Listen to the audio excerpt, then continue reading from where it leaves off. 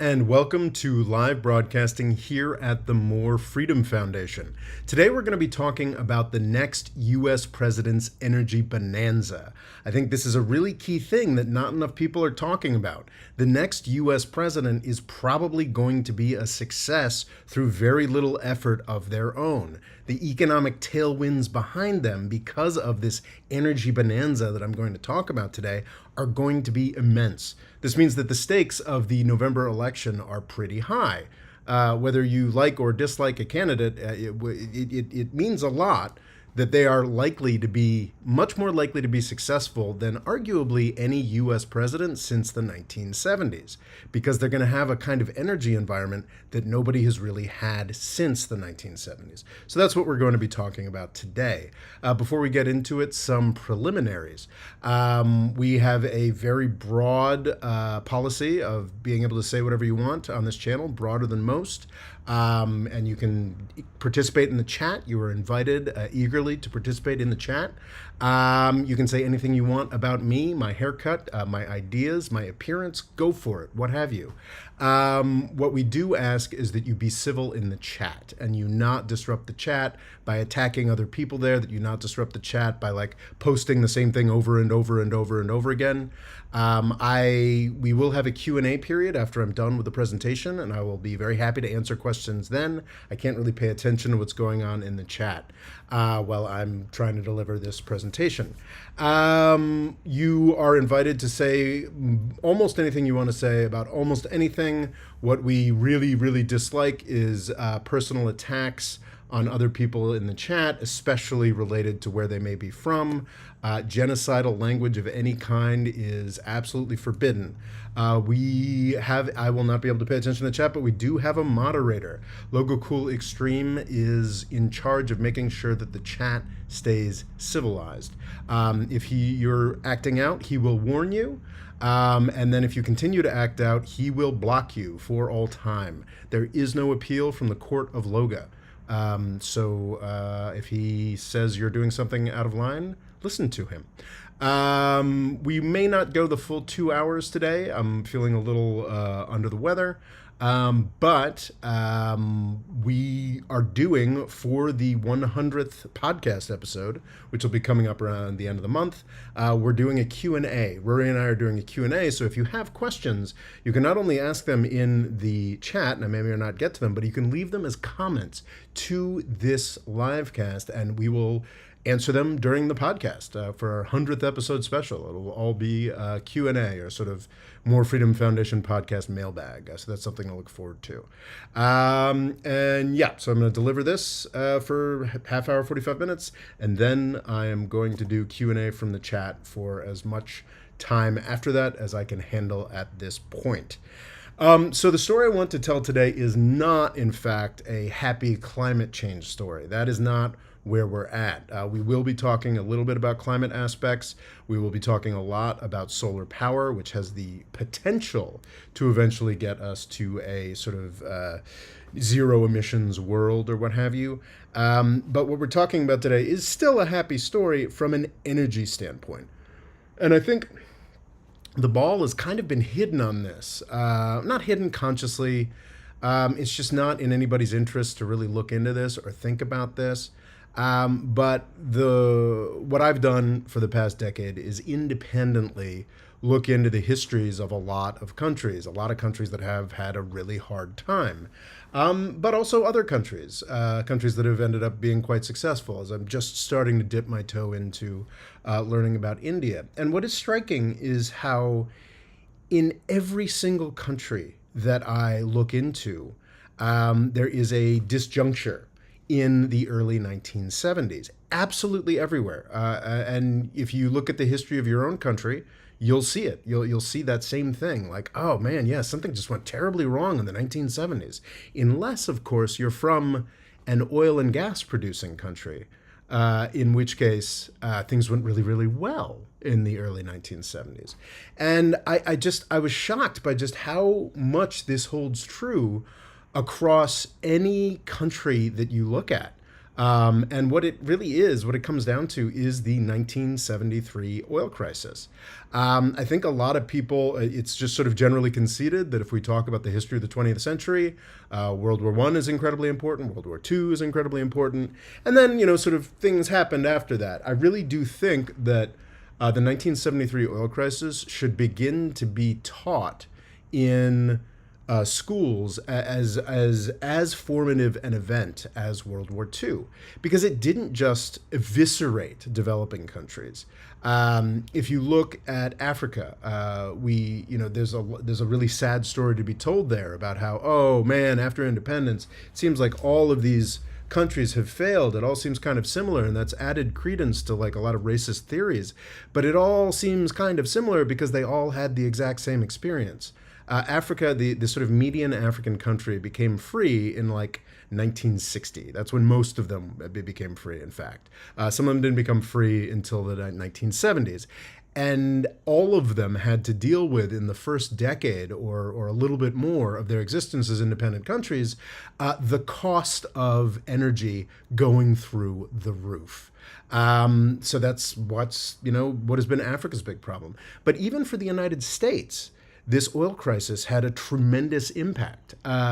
There's this period after World War II in the United States and Europe. It's sort of known as les 30 glorieuses, or what have you, like the 30 glorious years, where the United States and Europe experienced extraordinary economic growth. Japan got in on this as well. It was all pretty fantastic. And actually, a lot of newly independent countries benefited as well, because we had sort of stable currencies and stable energy costs. That's the world that everybody lived in. In the 1970s, it's generally acknowledged in U.S. historiography that in the 1970s, something went really, really wrong. And I think there's a lot of people who are invested in like, well, what happened was sort of the New Deal ran out of steam, and things were just bad, and unions or something got out of control. And of course, all of this is indicated by inflation, or it was LBJ in Vietnam, and perhaps these things were factors to some degree or other, but fundamentally what it was about oil prices.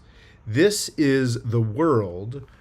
These are oil prices worldwide. This is what the world had to deal with from 1950 or so until pretty much up until today. And if you look at that period, 1940s, 1950s on this chart, it's regular, it's flat, energy costs are predictable, and energy costs are low.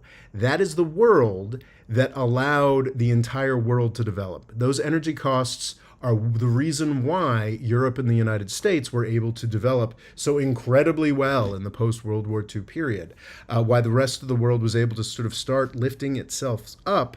And then in 1973, crisis, which got even worse in 1979 with the fall of the Shah in Iran. And if you go into the 1980s, about the second half of the 1980s and the 1990s, actually prices got low again, but they never got predictably low.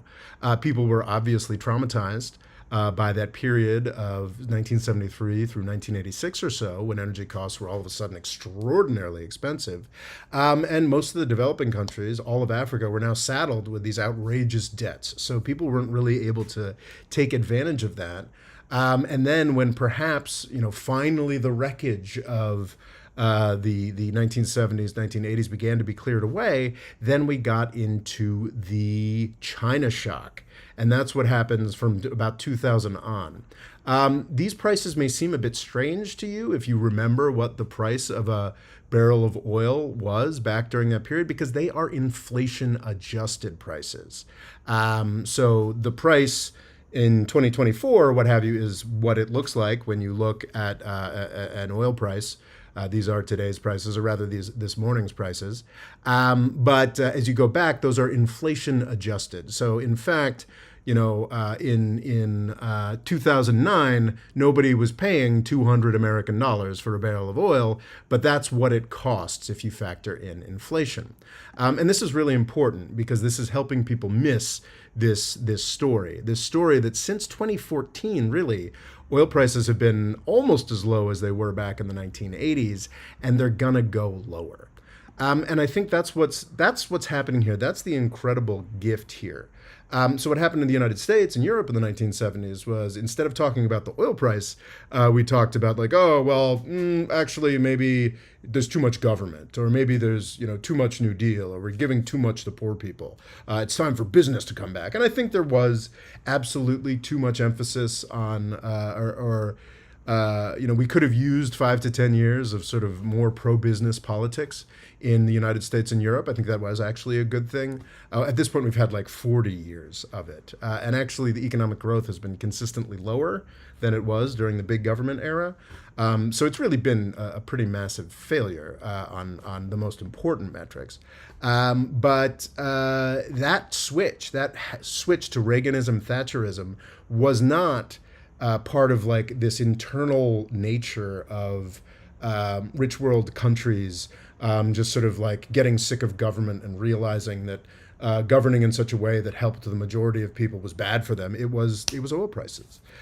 So which makes what I'm about to describe now so incredibly exciting, and also indicates why Kamala Harris or Donald Trump are going to have a much, much easier time as president over the next 4 years than really anybody has. Actually, Obama, Trump, Biden have all benefited from this new energy environment to a degree. The problem is, and the main risk here, is that U.S. foreign policy has been so belligerent and aggressive, in part for the benefit of Texan oil producers, has been so aggressive and insane that we've actually kept the oil and gas prices higher than they would have been otherwise. If you look at this big graph again, after 2014, when oil prices fall off a cliff, the only thing that's keeping oil prices as elevated as they are at this point, just a little bit above those low 1980s, 1990s prices, is U.S. foreign policy aggression. You'll note that the target of U.S. foreign policy is almost always a big oil-producing state. Russia, Iraq, Libya, Iran, Venezuela.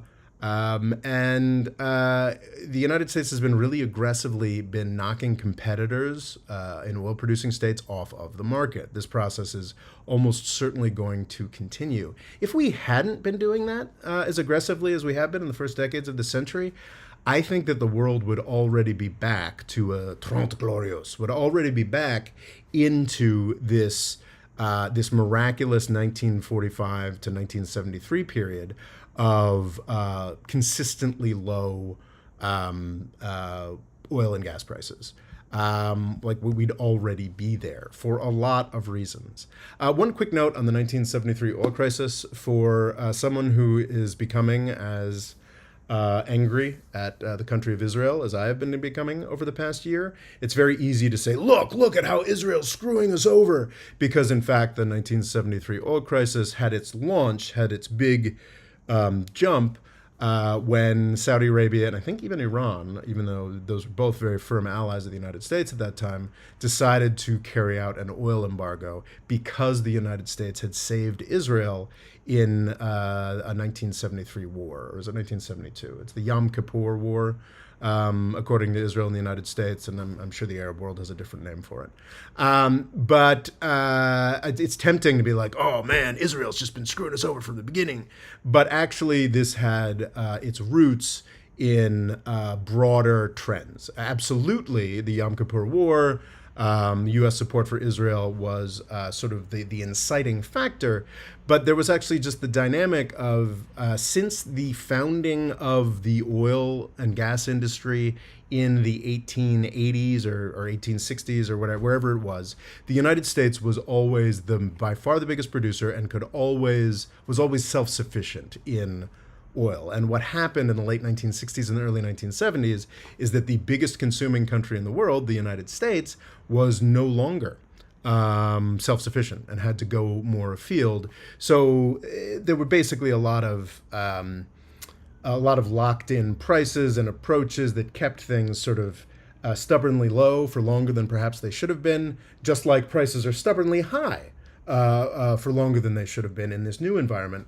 And it was actually it was just a convenient excuse. So I don't think it's actually appropriate to blame Israel for the 1973 oil crisis. I think it was just sort of a convenient time for the fact that the United States was now consuming more than it produced to yield crisis.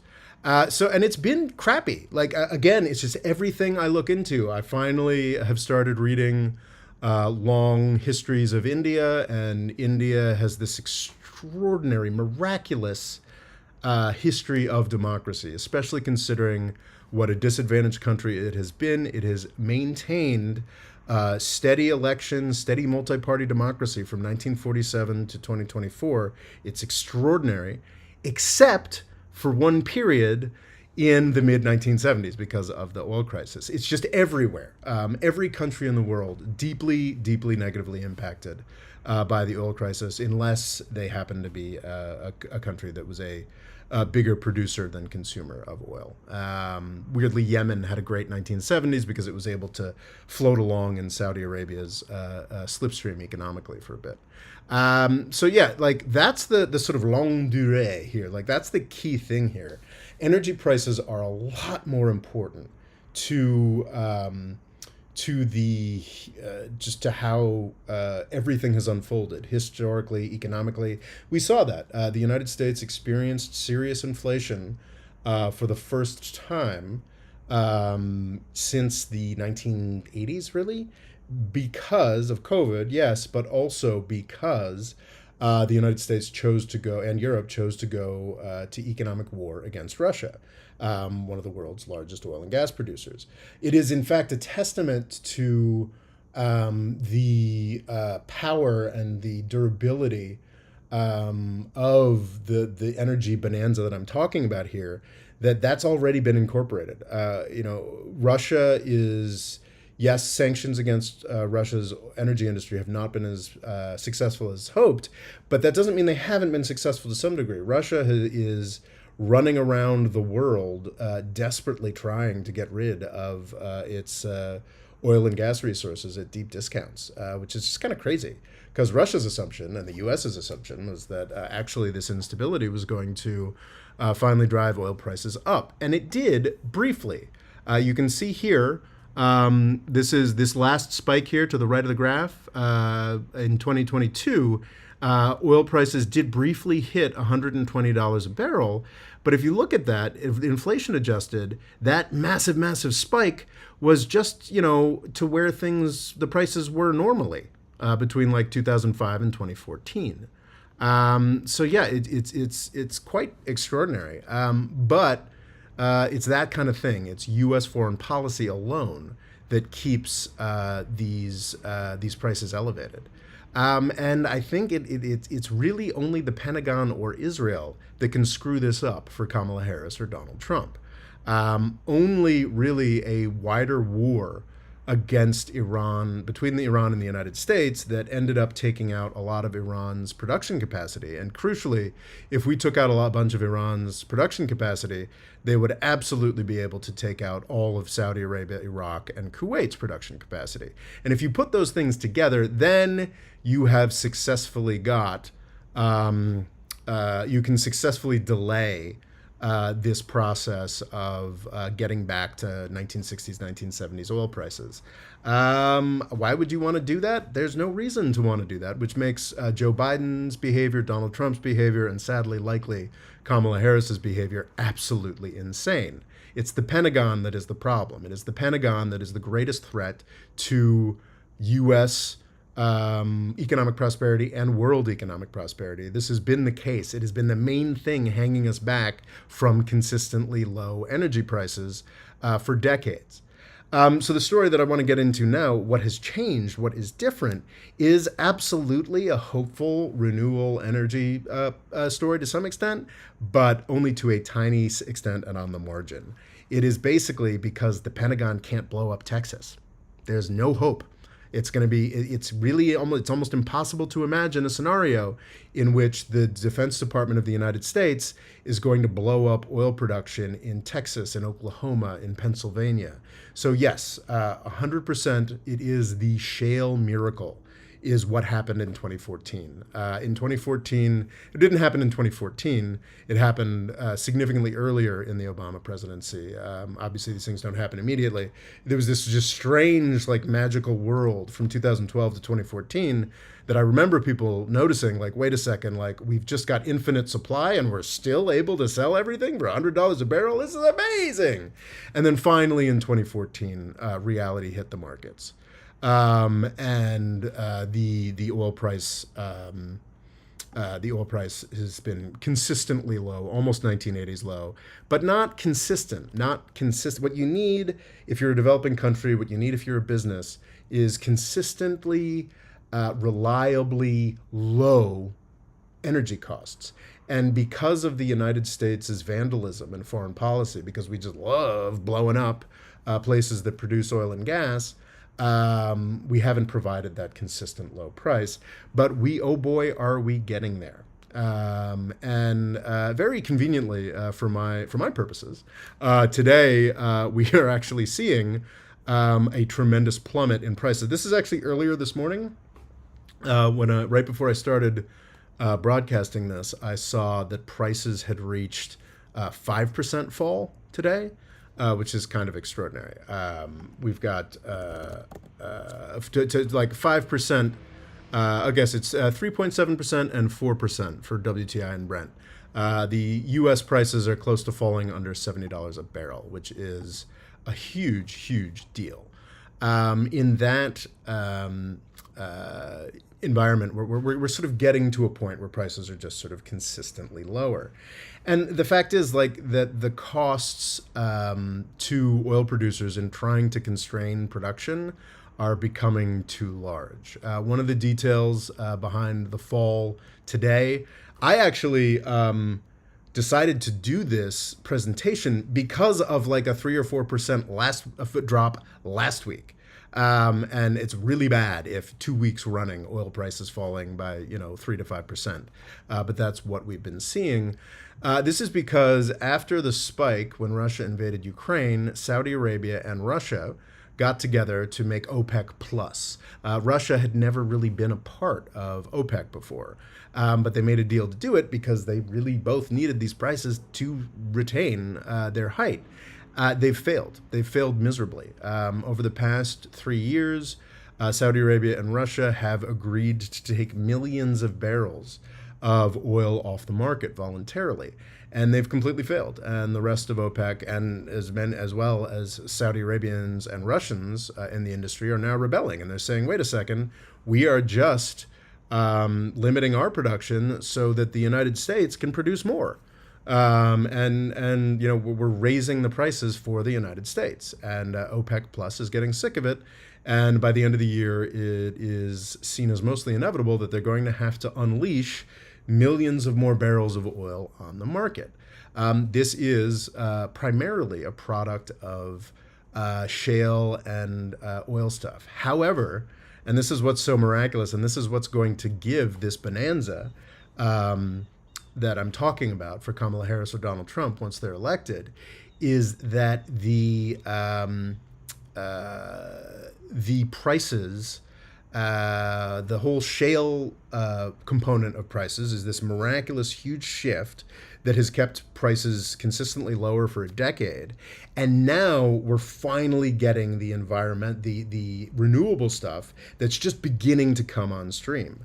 I was talking with a friend this morning about how the oil prices today are mostly about some economic jitters in the United States, but also about Chinese demand. Chinese demand is simply not coming back. And people are unwilling to sort of talk about this, but if you dive just one level below, or read a long read about this, they're like, yeah, Chinese industry just isn't using as much diesel anymore because more and more of the trucks are electric. Like this long promised renewables revolution is just starting. And I think what people don't appreciate is, actually a lot of people do appreciate, including The Economist, surprisingly, is that solar is about to go nuts. In fact, solar has been going nuts. This is a fascinating graph that I'm sure many of you have seen details of. These little yellow lines are everybody's projections of how much solar was going to grow in a given year, and this is how much solar has actually grown. And we've gotten to the point where, depending on how you measure it, solar produced last year, or was it this year, between 1% and 6% of all the energy that was used in the world. Now, I think it's 6% is like it's produced 6% of the energy, but only 1% of the energy used, because it's more complicated, to figure out how to use solar energy. But if you will look at this graph here, that's each year by year. That exponentiality is going to continue. Getting to 1% of world energy being solar was difficult. As with anything, the second million, the second whatever, is a lot easier. And what we're going to see over the remainder of this decade is just an absurd illustration of solar abundance, in perfectly paired at this point with a exponentially growing adoption of batteries and electric vehicles. This can be really easy to miss, because in the United States, we just swim in this sea of oil industry funded propaganda saying that none of this has never been possible. But if you look at the oil industry propaganda from 5 years ago, they're saying that what we're seeing now is completely impossible and this could never happen. And yeah, we're already living in the impossibility according to the oil industry, and it's all just accelerating. The extent to which things are changing and changing quickly, this is fundamentally what the next president is going to benefit from. Donald Trump, even though he hates solar power and is going to complain about it every minute every step of the way, this is what he's going to benefit from. Now, crucially, again, I said at the beginning, this isn't a happy climate story. This isn't, oh my gosh, everything is going to be solar and wind by 2030 and ta-ta. No. Honestly, what this is mostly going to do is just add to the amount of power available. The United States and the other oil-producing countries are not responding to this situation with, oh gosh, well, I guess we'll just stop doing this. No, they're responding with, God, we better get as much of this stuff out there as soon as possible, because we're not going to be able to exploit it in a couple of years. And they're wrong about that. They're going to be able to continue to exploit it. People doing undersea salt, deep excavation, now that stuff's going to be done by the 2030s. But the United States, Saudi Arabia, Russia, other smaller places where it's easy to access stuff, they're all going to be producing oil and gas till the end of the century. This is not a like, ooh, solar's going to do everything.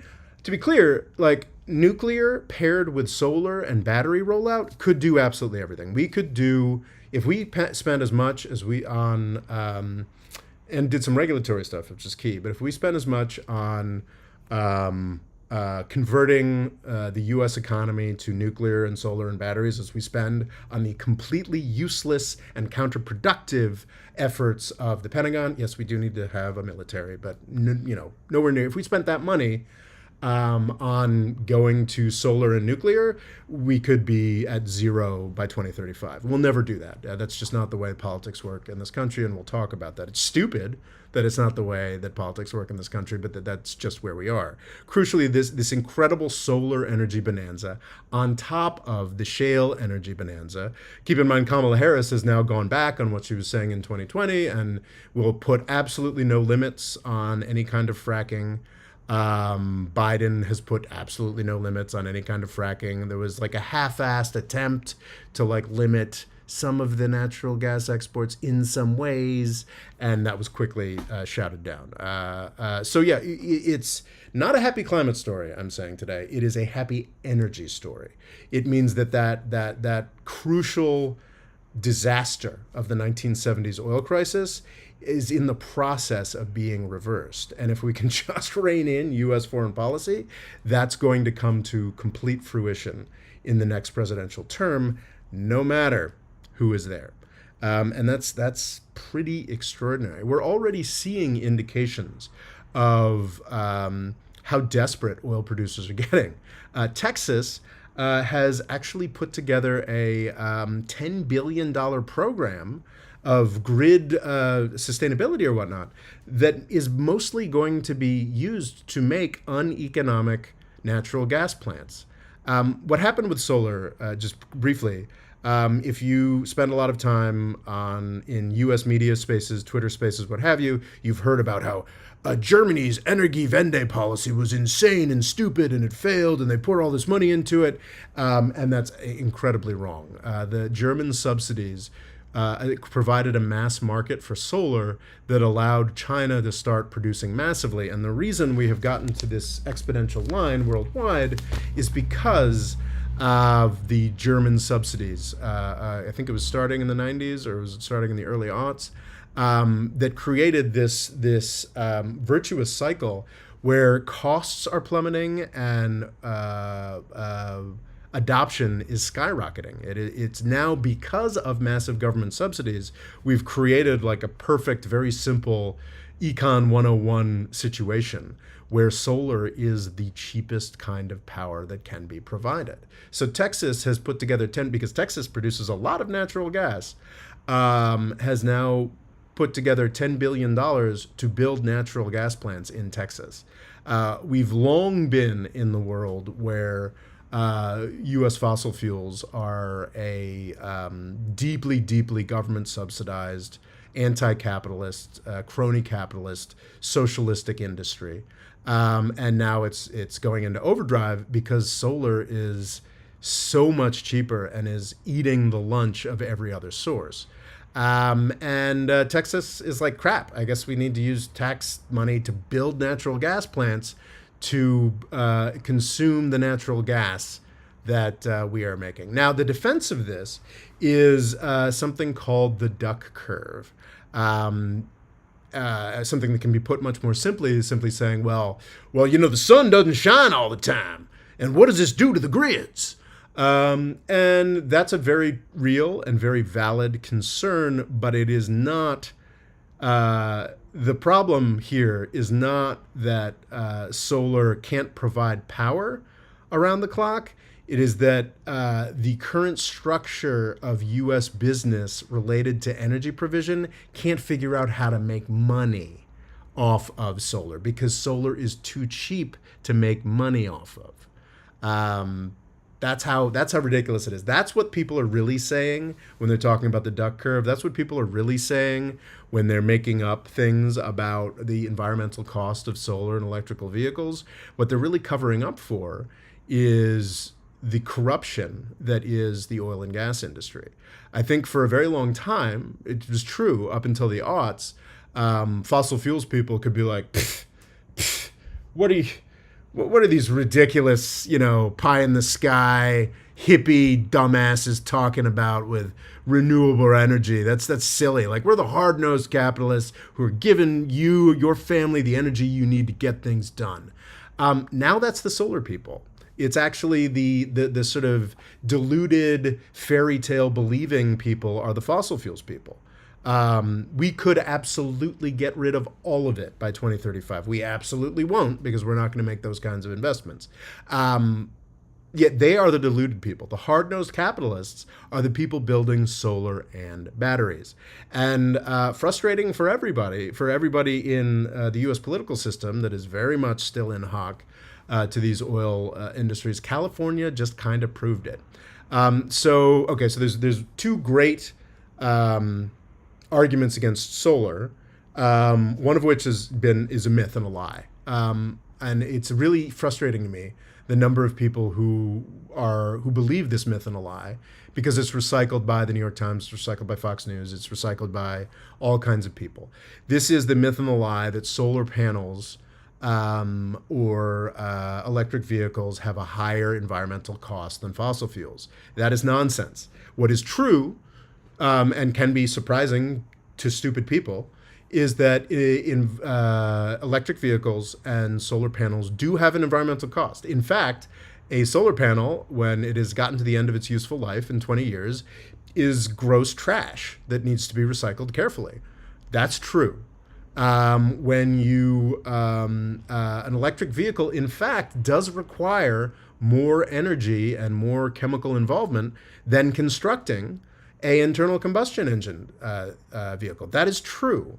But of course, after a year, you've actually gotten to the point where that internal combustion engine has consumed just as much energy as the entire production cost of the EV, which never consumes energy again at the point of the engine. And as the grids get more and more solar, it's actually it's running on free energy at source as well. So yeah, like this fucking nonsense that solar cells or EVs are somehow more environmentally costly than fossil fuels requires lying. That I don't think there's no other way to construe it. People who say that are liars, or they've simply been misinformed. And I think they can defensively be misinformed because not just crazy right-wing outlets, but all kinds of other outlets will be providing straight up lies. It's providing these straight up lies, and they believe that they can believe these people, and they can't. Interestingly, in The Economist, there was a great. This was a bit of analysis in this solar power thing in The Economist. Johannes Bernharter, an analyst of polysilicon market, says China has facilities capable of 7 million tons a year in the pipeline. So China, which is unfortunately at this point 95% of the world solar panel production pipeline, produces 7 million tons a year of solar panels. That's a lot. That's a lot of potential trash, right? The coal industry alone produces 8 billion tons of incredibly polluting stuff and has to do it again every year. What's crucial is, this thousandth as much trash as the solar industry produces, then goes on to produce energy for free for 20 years. That 8 billion, that 1,000 times more trash that the coal industry pumps into our air every year, needs to happen every year. Like, so people who are talking about the pollutant value of EVs and solar powers, just liars. They're just lying to you, or they're just they could be just misinformed. It is a ridiculous talking point that should be smashed down every time you talk about it. It's just basic common sense. You just think about it. You're like, wait a second, that doesn't make sense because, sun comes down. Yes, these things are obviously nasty chemical things, a solar panel, but it lasts for 20 years and then most of it can be recycled. I don't get how that could possibly be worse than 8 billion tons of coal being burnt up every year. It's just common sense. And a lot of this oil industry propaganda is just basic common sense that if you apply it and just think through it a little bit, you're like, oh, this is fucking nonsense. Something that's not nonsense is the fact that the sun doesn't shine all the time. And you can talk through that. You can look at that at the duck curve. This is the California duck curve, and this is a real problem. You look at this, you can see, as solar capacity grows, duck curves are getting deeper in California. So this is sort of net load other than solar at this point, is I think how this particular version of the duck curve goes. And you can see that during the daylight hours in California, less and less power needs to be provided other than solar. That's awesome, right? Like that's amazing. Like, solar is providing most of the power during the day. That's phenomenal. But you have to understand now, there's two distinct things here. There's the business complexity of the U.S. energy industry, which is an outright fraud that should not continue to exist. It needs to be crushed. But there is actually the technical complexity of power provision, which is immense and real and vital. And it's true that renewables, solar and wind, are more complex than a gas plant that can just be running all the time and providing a simple base load of power, or that nuclear can be providing a simple base load of power. It is more complex. It is more difficult. You need a little more flexibility. There is some engineering that needs to be done here. And that's the problem of this duck curve. You actually need if you've got this midday dip here between 8 a.m. and 6 p.m., where you can see every year more and more of the energy provided is solar, and down to 2022. But the problem is then you've got to provide power at those other times, which means that in this era, as coal is thankfully being crushed across the United States, means it's natural gas. And it's expensive and it's weird, and it screws with the financing to have to fire up this natural gas turbine. You can, they are dispatchable, in the evening and in the morning, and it's not the most efficient, and it's kind of annoying, and the business people really hate it. But it is actually beyond the business people problem. It is actually like a real technical challenge, and it's a real problem. But if you look at this again, there's a really common sense thing, which is like, don't batteries exist? Like in every electric vehicle? And also, can't you just build like a freestanding stack of batteries that could handle this problem? This intermittency problem with solar, this duck curve problem that is actually a real problem. It's not completely fake. And yes, the answer is yes, you can. And California just did. This is a slightly different graph from the other one. I'm not exactly comparing apples to apples between the two graphs, but in this graph you are doing apples to apples. This is natural gas generation. And you can see how it has fallen in the midday every year. And then there's this red line at the bottom here, which is 2024, which is the dispatch of batteries. What happened in 2024 is California rolled out some serious battery installations in California, and the duck curve is gone. Now, I don't want to oversimplify it. Like this is, California, basically freestanding one of the richest countries per capita on the planet. I think absolutely probably the richest country per capita on the planet, like infinite resources, this, that, and the other thing. But that's the thing. Solar and batteries are actually a lot cheaper than a natural gas plant. Certainly infinitely cheaper than a nuclear plant. Like this is a problem that's being resolved. Like intermittency, the sun doesn't shine all the time, is a problem that's being solved. So yeah, the reason that Texas put $10 billion into building natural gas plants, I think last fall, is because of the duck curve. And California solved the duck curve with significantly less than $1 billion worth of batteries. And that's just sort of like the world that we're living in right now. It's a world of extraordinary energy abundance, and it's hitting all at once, like right now. The next U.S. president will benefit from shale. The next U.S. president will benefit from, who knows, maybe there'll be more crazy stuff that'll come out, apparently geothermal might be on the precipice of like a thing. But solar's here. Solar and batteries is here. The sixth largest economy on the planet, the U.S. state of California, just solved the duck curve and is mostly providing, I'm sure that's an overstatement. I mean, California's still got some nuclear. California's got a ton of hydro. California has a very, very diverse use base, and will probably be using fossil fuels for decades to come, but it is drastically lessened its use of natural gas through simple usage of solar and batteries. You just look at this graph here. In 2021, you had, you got like 12 gigawatts of natural gas generation at its height, and in 2024, you've now got 6 gigawatts of natural gas generation at its height. Like the progress is stunning. And, Russia is not going to stop selling all its oil and natural gas at a deep discount.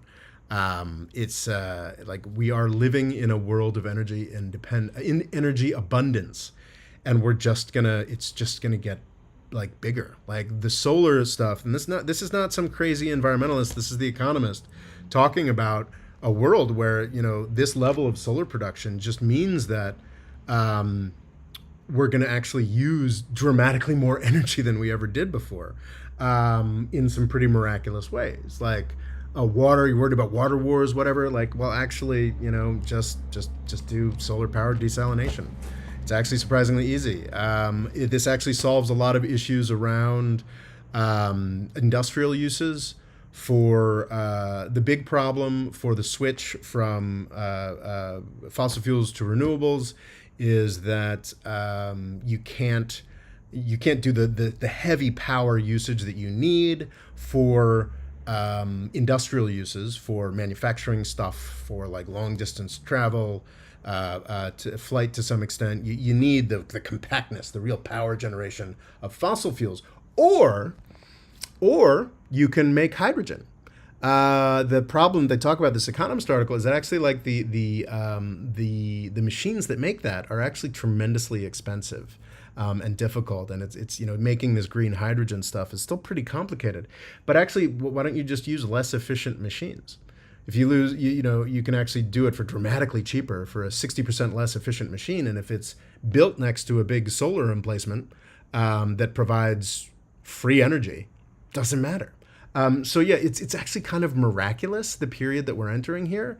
It would be really nice if we dramatically curtailed our fossil fuel use. I don't think we're going to see that under the next president, Trump or Kamala. We're just going to see incredibly abundant energy use coming from all sources. And it's obviously going to be the end of Saudi Arabia, but they're going to keep pumping oil just under a new governing system. And it's going to bring about a lot of changes, but I think worldwide, if the United States and Israel can be constrained from blowing up the Persian Gulf by going to war against Iran, with that crucial we're kind of in like an energy utopia. One final note about the so I talked about the sort of the technical limitations for massive growth of renewables. The business limitations are a real problem. We don't have a real need or dependence for fossil fuels going forward, like a decade from now in the United States. But our political system, our economic system is tremendously dependent on a bunch of rich a-holes whose richness is utterly dependent on fossil fuel provision. We are a petrostate. And that, the fact that Biden had to roll back everything he wanted to do to limit petroleum production, the fact that Kamala Harris, had to put out a press release being like, what are you talking about? I love fracking. Ignore me 4 years ago. We have tremendous political influence for a crappy socialistic, not actually a business, which is the U.S. fossil fuels industry. Which, I'm sorry, like I don't want to come across as like some kind of like rabid anti-oil industry guy. They're just, like the horse and buggy industry.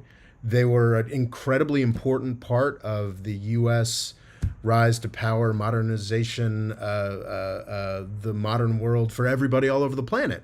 They're just vestigial at this point. They're not useful, and in fact, they are actively harmful.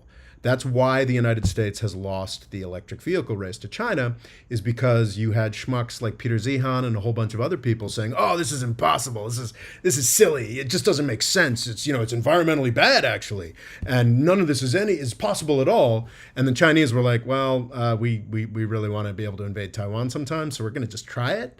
And boom, actually, they turns out that electric cars are very viable. And the solar industry is very viable. And it's actually our oil industry and its relation to politics that is keeping the United States on the dustbin of history. A lot of this duck curve stuff, some of it is very real technical limitations, but a lot of it is because we did a lot of privatization in the Reagan era that was really stupid. Energy in most of the country, of course, it's the United States, so it's tremendously complicated. Everything is tremendously complicated, but the utilities that are charged with managing the provision of electricity in the United States were, before Reagan, much more government utilities, and they're all public-private in weird and varying mixes across the United States. But it was under Reagan and his successors, Clinton foremost, where we got this energy deregulation that was going to make everything amazing. And of course, that's where we got Enron, which was a tremendous financial crisis in the 1990s. Both California and Texas have experienced, with their very deregulated markets, have experienced like obscene surge pricing on energy that have come close to bankrupting the state at certain points. It might have worked, like, in theory. If you're an economist sitting in a room somewhere, some of this energy deregulation might have possibly been helpful in some level. Maybe a lot of the shale stuff wouldn't have happened without it. But functionally, what it means is making a lot of people really rich, who don't really necessarily deserve to be, while also ruining the world's environment. We've got the solutions now. Nuclear, solar, batteries. That's all we need to have a completely functioning economy. Yeah. And the problem is that deregulated, the deregulated oil production market that Reagan and his successors put together is amazing for producing rich guys that donate to campaigns. It's actually not a good solution for the U.S. energy grid anymore. It's actually actively hurting the United States and holding us back and making it more likely that China beats us to stuff. So yeah, I think that's kind of what I wanted to say. But I think it really emphasizes just how incredibly high the stakes are in this election. Really, since 2008, I think every president has had the opportunity to become a sort of transformative FDR or Reagan-style president, and every president has dropped the ball. But the opportunity just keeps growing, and not just in terms of the thirst in the United States for something new and fresh, a new answer to all these questions beyond, Reaganite pro-business fundamentalism. But also the energy market is, if we can keep Israel from dragging us into a major Middle East war that takes out 30% of fossil fuel capacity immediately. Though, it's funny, even if that happened, that would probably just mean that, like, Pakistan, because of Europe buying up all of the natural gas that was supposed to go to Pakistan, the liquefied natural gas, Pakistan has done a ton of, like, solar adoption. And it may just never buy that natural gas again. So yeah, even if Israel dragged us into that war that destroyed all Persian Gulf oil production, the world would probably figure it out, and it might even accelerate this process. Jesus, I don't want to go in that direction. Yeah, I mean, better to avoid the war and let all of those countries like Iran and Saudi Arabia that we don't like become progressively more irrelevant peacefully than to murder millions more people. That would be better. But yeah, like this isn't something that, like, a president really did. I mean, a lot of this shale miracle happened under Obama, and I guess he can take credit for it to some degree, but that's not really true. It's not anything that a president did. It's just something that the next president is going to benefit from.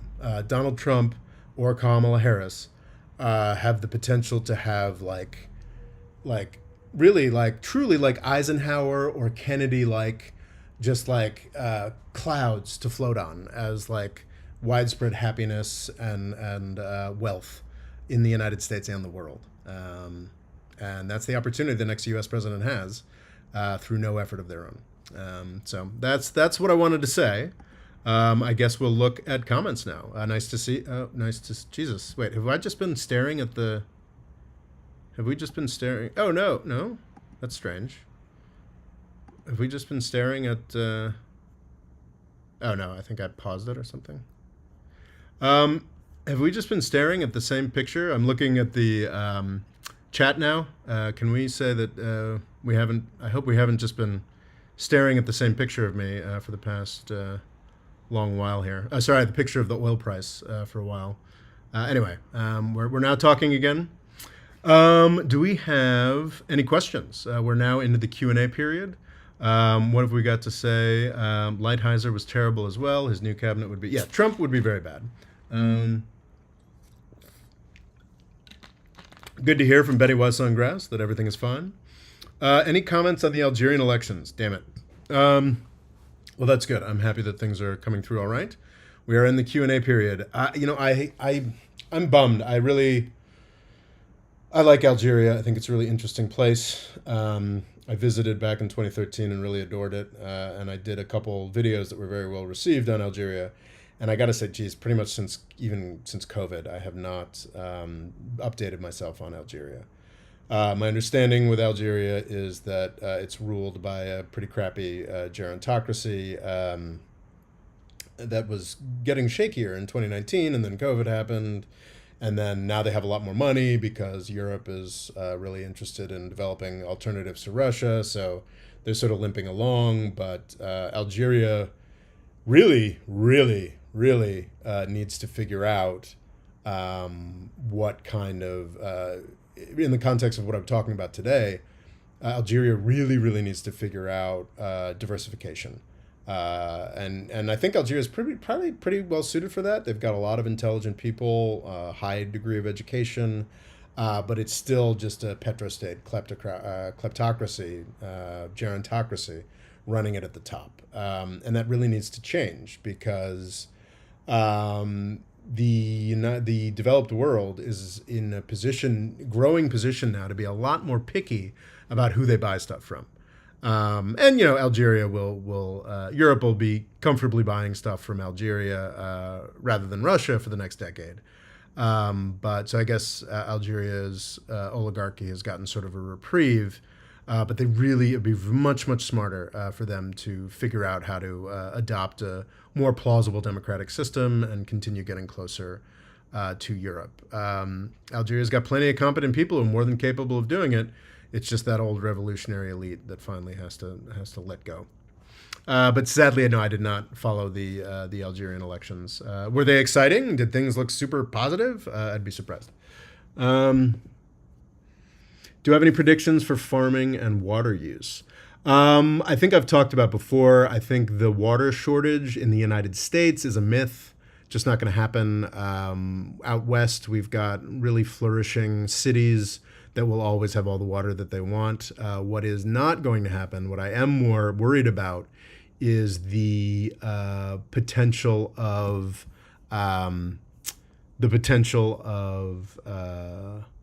agriculture in California or Arizona. That's like no longer going to happen.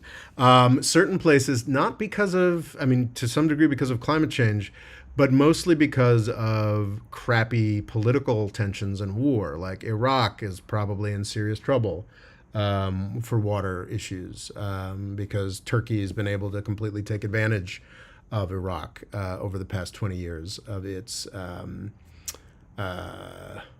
essentially being on its knees because of the United States.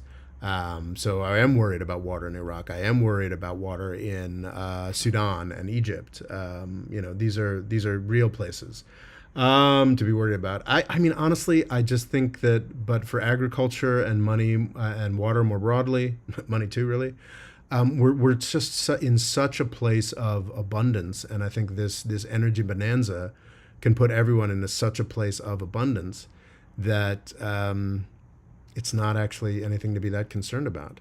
Of course, and I think this is a real dynamic, is that there are some people in power in the United States as well, not just Saudi Arabia or Russia, who really don't want that world to come, that world where it is actually easier for everybody to develop and have a good time. So it's a little grim. Redcoat says, so where's the future of nuclear, considering how it's so expensive and overregulated right now? Are we just going to have a trifecta of solar, battery, shale? I think that solar, battery, shale is most likely going to be the case in the United States. Unfortunately, we are finally constructing and opening new nuclear plants in the United States. Nowhere near to the extent that I would like to, unfortunately. But because the United States oil and gas industry is so gross and so powerful, I think that it's going to continue to be very difficult to build new nuclear plants in the United States. Unfortunately, again, it's China that's going to be stealing a march on us on this, not because China's devious or but because we've got too many greedy people in the United States who don't want to give up their current horse and buggy fortunes. The Chinese really want to be able to invade Taiwan at some point. I think it's honestly pretty likely that Taiwan will voluntarily join China at some point over the next couple decades, probably after another big U.S. self-humiliation in the Middle East.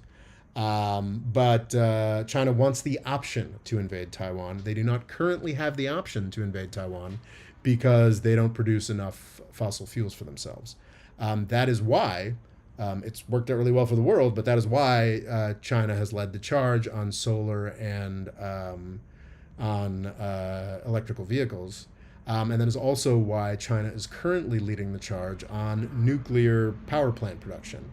One of the great tragedies, people. I think it's an interestingly kind of like left-right coded thing caring about nuclear, and I think there's a lot of right-wing people in the United States who are like, God damn it, why'd the environmentalists kill nuclear? The environmentalists didn't kill nuclear in the United States. Yeah, I mean like smelly hippies, whatever. Like smelly hippies have gotten a lot of good press or whatnot over the past 40 years, and like Greenpeace and the Sierra Club, like those organizations are heavily funded by oil companies.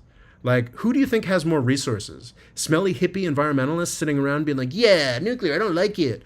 Or like the oil and gas companies, these massively powerful organizations going back to Rockefeller 150 years ago. Who do you think has more power and more to lose with nuclear rollouts? So it was the oil and gas industry that killed nuclear in the United States.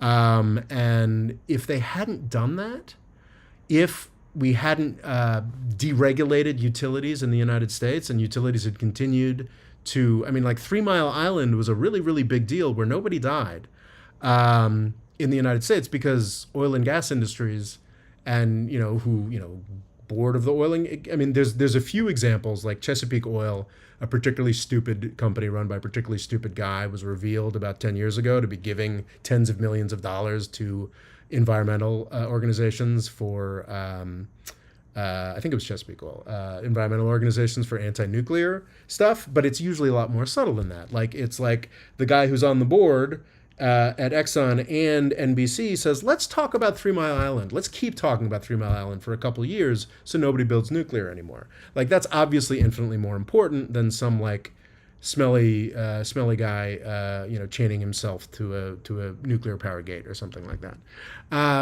So that's new. And if the oil and gas industry had not been allowed to do that, which in part it was allowed to do because of Reaganite deregulation in the 70s and 80s, we'd already be living in a pretty miraculous period of next generation nuclear plants that are safer, that produce more, that use less resources, that produce less waste. So, as humiliating as it is for an American patriot to lose another bleeding edge of industry to China, it is actually kind of, I think it's good for humanity that China and India have, I think, both committed to, over the next 10, 20 years, building 100 nuclear plants each. Just by the nature of those commitments, we're going to get innovation. We're going to get better pathways to building these things. We're going to get, that's the virtuous cycle that Germany and China started with solar panels. We're going to see to a much lesser extent, obviously, with nuclear plant construction. And as will eventually happen with these EVs, those technologies will bleed back into the United States. It's of course a goddamn shame that we have these oil industries, these horse and buggy industries that have decided to kill innovation in the United States for half a century running, but those are the choices we made. Question, why does U.S. oil not join OPEC Plus and limit production so they can benefit from higher oil prices too? I think that would be very difficult for U.S. business to do. One key point is that under U.S. law, that's very illegal. That is not something that you are allowed to do.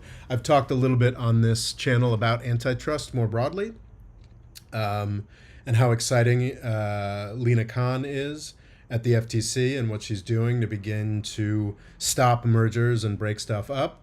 It is, I think, the technical definition of what OPEC is a cartel to control prices, which is, in fact, illegal in the United States. To some extent, oil companies have acted in that way in the past. Certainly the federal government, and to some extent, like the state of Texas, I think the state of Texas has a railroad commission or something that has acted as sort of like a mini OPEC in the past. I think there is a scope for, if the federal government got involved, to do that legally under U.S. law, to sort of like join OPEC and like half join OPEC in a way. But can you imagine trying to be a U.S. president selling that to the American people? Like, that is absolutely impossible. It's just not. It's not conceivable, because oil and gas prices are still a huge part in every election in this country. It's kind of dishonest. So the price at the pump is actually pretty low by inflation-adjusted standards, but that's not what anybody thinks about. They think about that. Wow, in 2010, I could fill my tank for, I don't know, $1.50 a gallon, or $2 a gallon. Now it's $3.50, and actually, it's not that much different, because the dollar is worth a lot less. So anyway, gas prices are tremendously important, and no president is going to sign on to a deal by which the U.S. oil and gas producers get in bed with the Saudi Arabians to keep oil and gas prices higher. It's a political impossibility. It's illegal for the industries to do it themselves, and it is a political impossibility for government to get into it. What's interesting is that what the U.S. government is doing, what Biden is doing, and I don't think Donald Trump would do so much, because Donald Trump is more in the bed of oil and gas companies, is that what Joe Biden is doing is using the Strategic Petroleum Reserve more aggressively than anybody has before, and that's really good. When prices went crazy briefly with Ukraine, there's a Strategic Petroleum Reserve in the United States. I believe it was established in the aftermath of the 1970s oil crisis. He sold a whole bunch of barrels.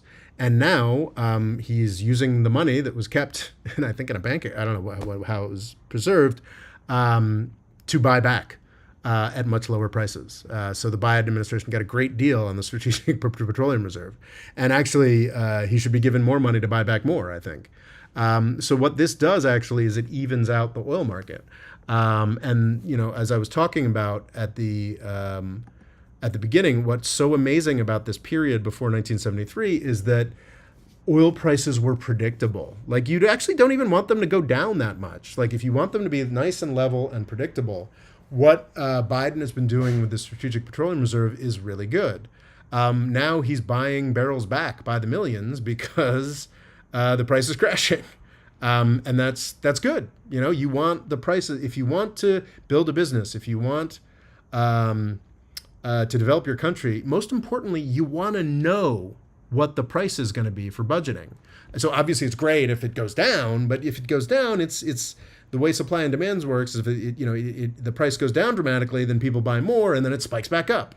So what the Biden is doing with the Strategic Petroleum Reserve is he is selling when the price is high and buying when the price is low. And that's a really good thing that the U.S. government should be doing on a wider scale. I wouldn't expect Donald Trump to do it because he's I think the Democratic Party is scared of the oil interests and won't do too much to antagonize them. But Donald Trump is just working for them. So I think you'd expect less smart things to be done with the Strategic Petroleum Reserve under Trump than under Biden. Redcoat says, Ricey Doctor, friendshoring seems to be helping Vietnam and other countries more, and it's more of a shell game where Chinese companies assemble Chinese projects in Vietnam and call it Vietnamese. This is a standard argument, Redcoat, that is true. Friendshoring is not, in fact, contributing directly to U.S. power, but it's also, a lot of it is Chinese companies being forced to create workarounds in Vietnam and Mexico, but for purposes of competition with China, that's amazing.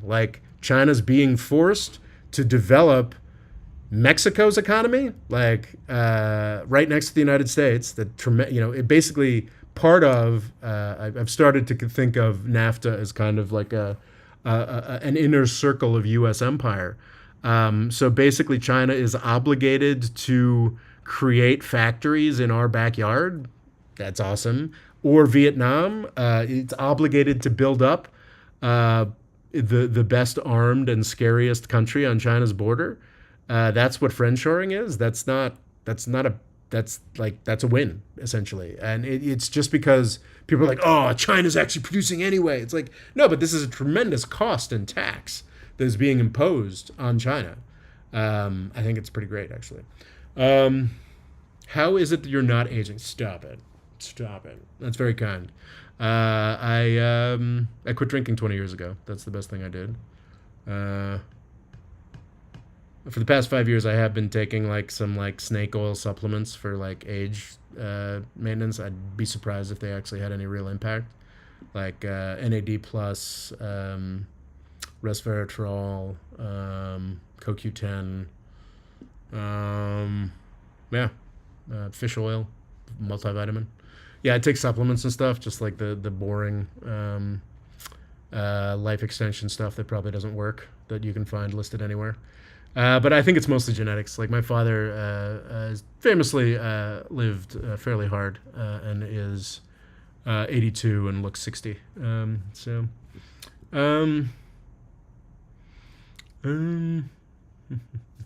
so the bottom of the top. Local cool extreme. Why hasn't Ukrainian oil strikes on Russian oil facilities affected prices? Well, that's kind of crazy. And this is an important thing that I probably should have mentioned in the main presentation, is that the amount of geopolitical events that we've seen over the past, really since 2014, 2019 was probably the biggest, that like in the context of the China shock, in the context of this period, you know, say from 2005 to 2014, any kind of geopolitical event would have massive impact on the prices. Like I remember during that period, like a huge problem for oil prices was a variety of militias in Nigeria, which is a big oil and I think to some extent gas producer. Local militias would rebel against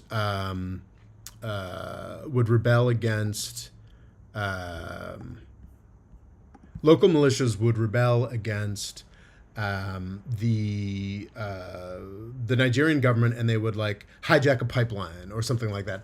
And just a Nigerian militia acting up would have like 2 or 3% impacts on world oil prices. That's what it was to live in like a really tight oil and gas, tight energy market. And that's part of why it's been so hard for everybody to develop and have economic growth from the 1970s up until 2014.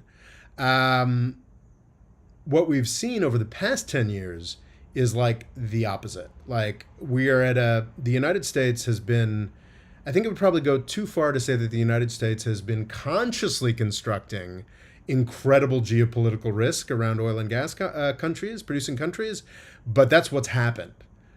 We've constructed extraordinary geopolitical risk around oil and gas producing countries. I believe that the Ukrainian cause defending itself is a great one, but it's also one that the United States worked really hard to create, tensions between Russia and Ukraine. And we're now at a point, so the biggest shocking moment on this was 2019. In 2019, some combination of the Iranians or the Houthis conducted a missile strike in Saudi Arabia. This was tremendously important. This is the point at which Saudi Arabia was like, wait a second, actually, no, we don't want war with Iran. So it's actually a really great thing for world peace. But some combination of the Houthis and Iran took out half of Saudi Arabia's refining capacity, just for 2 or 3 days. But basically half of, depending on how you measure it, like oil production for Saudi Arabia or some variety of petroleum production for Saudi Arabia was taken out for 2 or 3 days, which amounts to like 5% of world oil and gas production was taken out of commission for 2 or 3 days. And the prices went up a little bit, but they like barely moved. So like that's the kind of thing that would have been like $300 a barrel of oil between 2005 and 2014, and it barely moved the needle. What's insane about what's been happening over the past couple of weeks is that I think what's happened over the past couple of weeks is, yes, there's absolutely been soft economic data from the United States.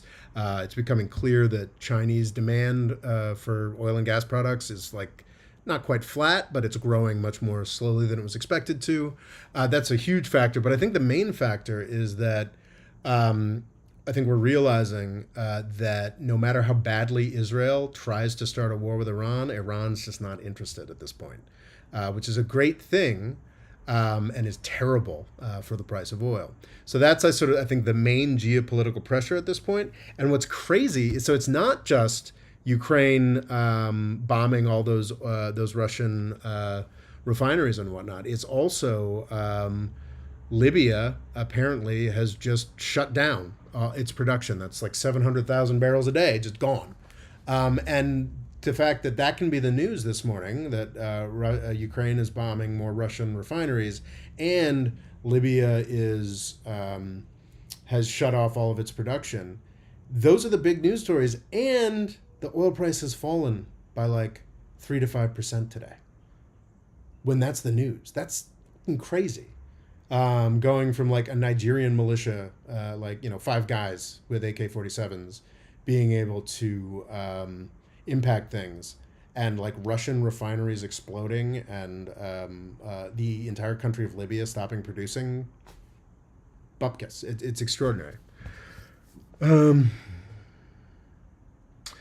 Redcoat, the problem with how friendshoring is in practice is that expertise is not really getting transferred to Vietnam or Mexico. The investment would leave if policies change. Well, yeah, but I don't think policies are going to change. I think that we're not really going back to the full-throated free trade, pro-business fundamentalism of the last period. I think that a lot of people have exaggerated the extent to which we're going to fall into the competing economic blocks. And I think that that instinct of falling into completely competing economic blocks is something to be fought against. But I don't think the United States is ever going to stop preferencing products produced in Mexico. I think that bonanza is here to stay. I think that I don't think that the United States is going. I mean, it was an aberration between 1945 and 2016 or so, like the constantly plummeting tariff wall. And I don't think we're going to go back to the 19th century with U.S. tariff walls, but I don't think we're going to go back to no tariffs. I think we are entering a period where the United States is actually competing instead of just being like, I am God here. Which was sort of the approach after 1945. I don't, in fact, think U.S. power is falling. I think actually this will lead to an acceleration of U.S. power because the United States has just picked up a toolbox that it has neglected for the past 70 years. Because, we got to a point where like we have successfully developed China, and now it's time to stop, or it's time to carve off more benefits for ourselves and our firmer allies like Mexico and Vietnam. So 100%, you're right. The friendshoring benefits are all policy dependent, but just as with China, China doesn't really know how to do anything. They're just doing like plastic molds and da-da-da. Well, actually, like there is now a pretty serious, certainly in Vietnam and Mexico, you've got like fairly serious, third, fifth, 10th industrial revolutions going on, and that volume of Chinese business can only add to it. Because China and Mexico are looking at this as well. And at a certain point, they're going to be like, hey, actually, to get this particular break, you're not going to be able to just sort of, pop things together here. We're actually going to need to see a few more aspects of this. It's an opportunity for the Mexicans and the Vietnamese to look at China and do what probably most famous example would be the Indonesians, who have said, like, you know what, you're not allowed to take nickel out of here anymore unless you process it here.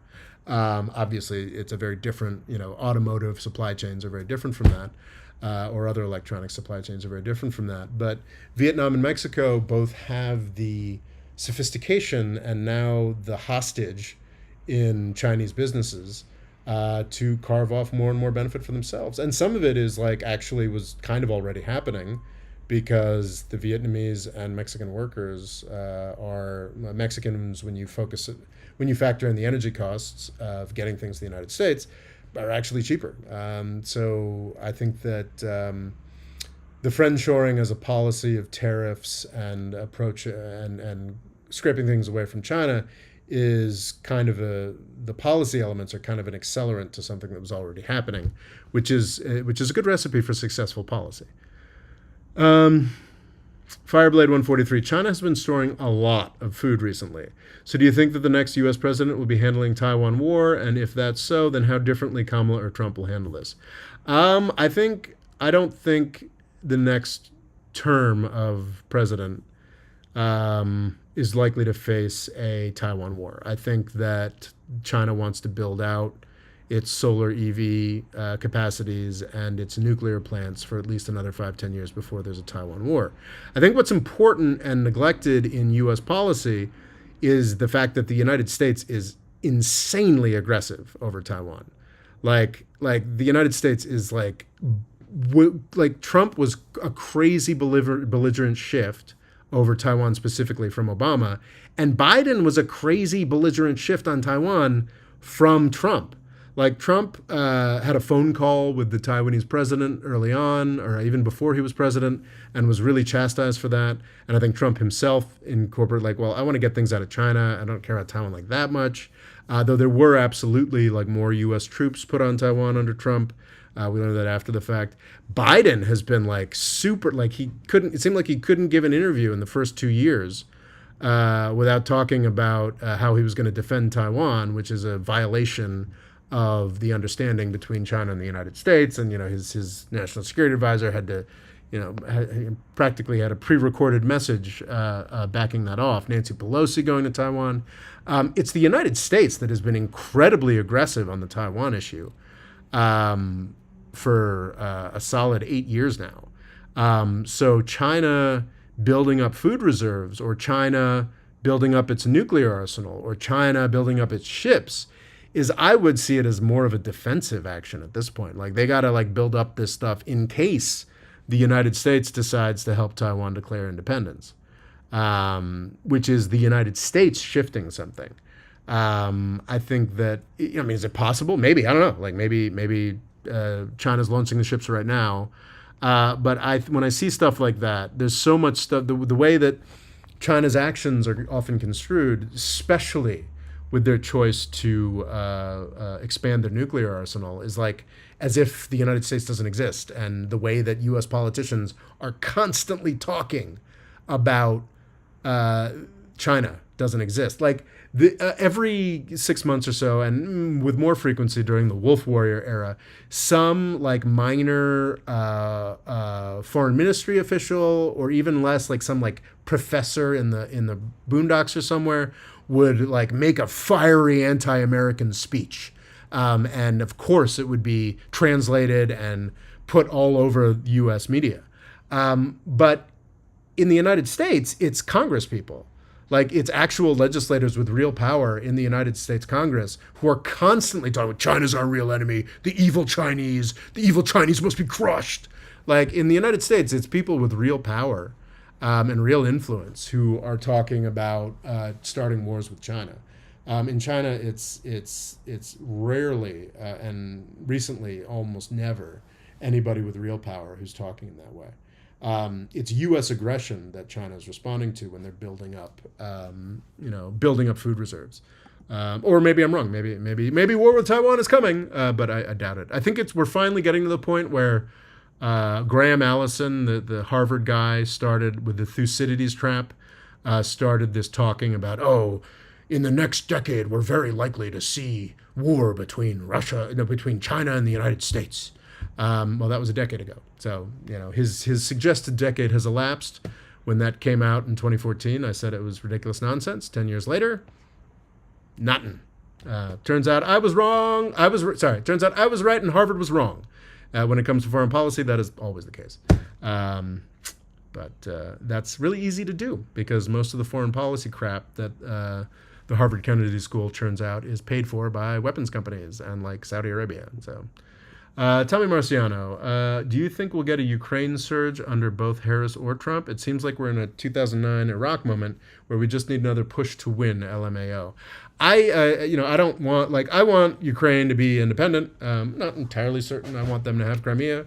I would like the war to end. I remain terrified at the prospect of a wholehearted defeat of Russia. That's horrifying.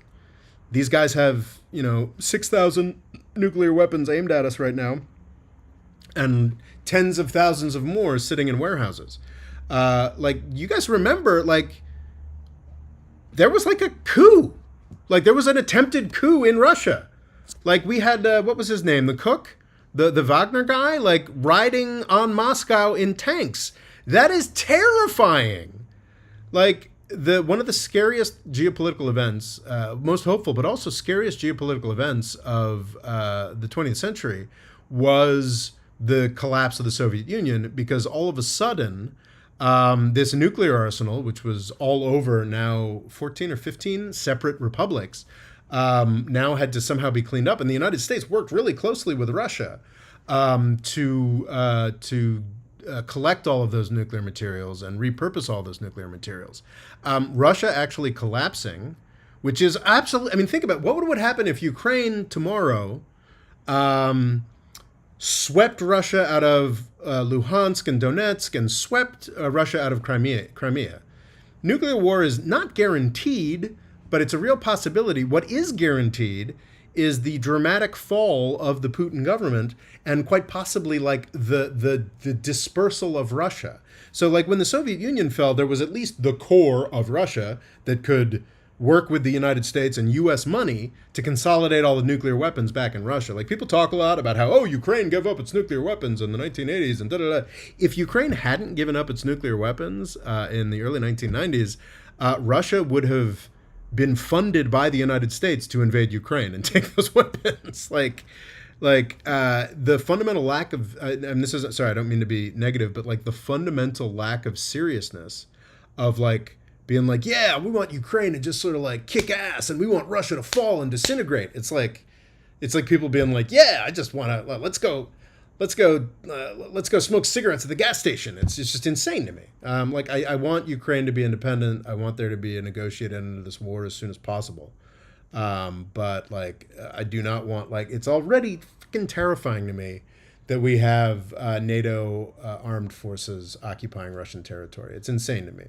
And I don't know, maybe I'm just a big wimpy, namby-pamby pacifist for being bothered by that. But it really, it's lunacy to me. Prigozhin, yes. Call me Pop. Prigozhin. When was Prigozhin? That was was that this year, Prigozhin? No, that was last year at some point, right? When the hell was Prigozhin? Michael Doak says probably Russia will win. Well, Russia will win what? I think the chances of a negotiated peace between Russia and Ukraine, where Ukraine has to give up Crimea, Donetsk, Luhansk, probably pretty likely. Will it have to give up the land bridge or whatever? Maybe. But in the context of Russia doing a full-on invasion, a most of mobilization to invade Ukraine and not even making it to Odessa, which I don't think anybody thinks is particularly likely at this point, is humiliating. For Russia to now have a sort of South Korea in what used to be the heartland of the Soviet Union is an incredible humiliation. This is not a Russia win. I think that Ukraine has been encouraged by people in the United States to establish completely unrealistic goals as to what victory for them might look like. Russia lost entirely. Its invasion of Ukraine was an acknowledgement of its obscene loss. Benny Wassonggrass says, I predict Russia will keep all the terrain it currently occupies in the final peace.